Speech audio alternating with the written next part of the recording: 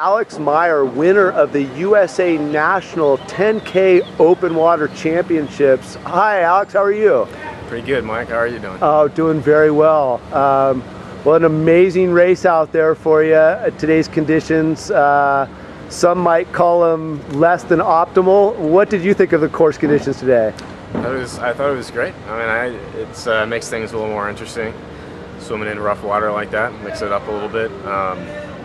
I've been down here for almost 2 weeks now, training just right out on the course, or where the course was today, and just kind of getting used to the waves. And I really think that helped me a lot today in the race because I felt comfortable, and I have been just training here for 2 weeks. From my perspective out on the boat, you really looked very composed for the entirety of the race.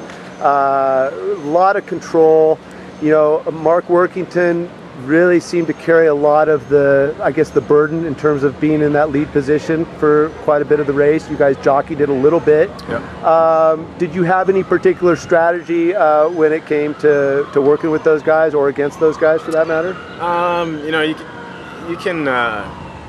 You can have kind of a race plan or a strategy, but you can't. It's not like the pool where you can just go dive in and execute that plan. There are a lot of factors that affect your race that you can't control. So, you can have a plan A, but you have to be prepared to abandon that really at any moment. So I didn't really have a specific plan, but I know those guys pretty well, and I know how they swim and their tendencies and their strengths and their weaknesses. So I kept those things in mind, but kind of the strategy developed as it went along. The last, after the end of the third lap, going into the final lap, it's that crucial decision. Are you going to go to the feeding station or not? You opted to not go to the feeding station. Was that something that you had premeditated or something that was just part of one of those on-the-fly decisions? Yeah, not at all. I mean,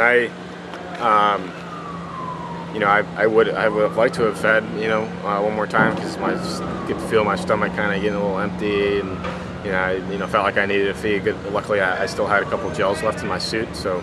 But you can't get, if your leaders are especially really good guys like Andrew and Mark, who I think were the ones that really kind of made that decision to skip the feeding.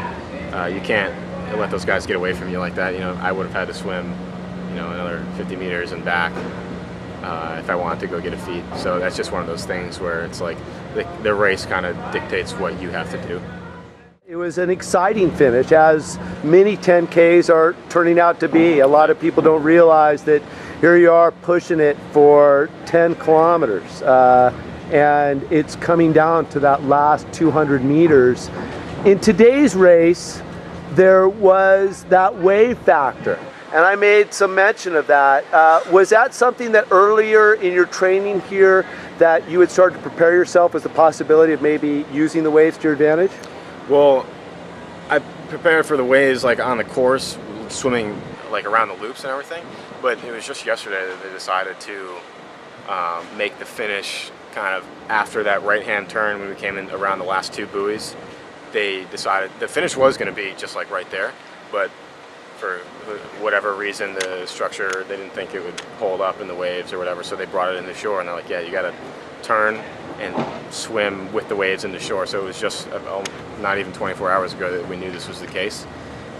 So the first thing I did when I found out was I went out there and started, practicing trying to ride waves and stuff like that. But I actually don't think I did a very good job of that today at all.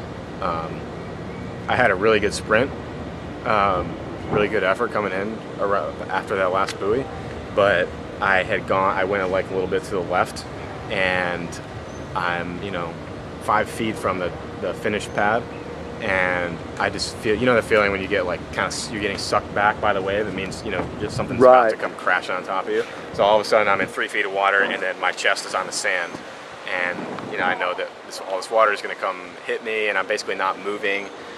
So it was kind of stressful. I thought, if someone catches a wave, if someone caught this wave, which I didn't, then they could just fly right by me. Luckily they didn't.